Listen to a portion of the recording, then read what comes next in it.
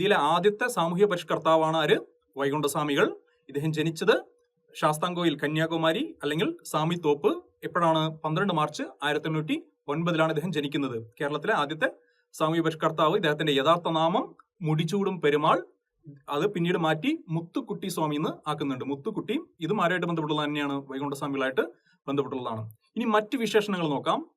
അടുത്ത് ദൈവ സാன்றോർകൾ, നീതി സാன்றോർകൾ, ദേശവന്റെ സാன்றോർകൾ. ഇതെല്ലാം ആരെ കുറിച്ച് പ്രതിപാദിക്കുന്ന പദങ്ങളാണ്? വൈകുണ്ഠസ്വാമികളായിട്ട് ബന്ധപ്പെട്ടുള്ള പദങ്ങളാണ് ഇതെല്ലാം. ഇതെല്ലാം ദൈവ സാன்றോർകൾ, നീതി സാன்றോർകൾ, ദേശവന്റെ സാன்றോർകൾ. ഇദ്ദേഹം വിശ്വസിച്ചിരുന്നത് ഇദ്ദേഹം ഒരു വിഷ്ണുവിന്റെ അവതാരം ആയിട്ടാണ് ആളുകൾ ഇദ്ദേഹത്തെ വിശേഷിപ്പിച്ചത്. ഓക്കെ, അതുകൊണ്ട് തന്നെ ഇദ്ദേഹത്തിന് സമ്പൂർണ്ണ ദേവൻ എന്ന് ഒരു വിശേഷണം ഉണ്ടായിരുന്നു. ഇദ്ദേഹം വിഷ്ണുവിന്റെ അവതാരം ആയിട്ട് പ്രഖ്യാപിച്ച സാമൂഹ്യ പരിഷ്കർത്താവ് ആരാന്ന് ചോദിച്ചു കഴിഞ്ഞാൽ ആരാണത്? വൈകുണ്ഠ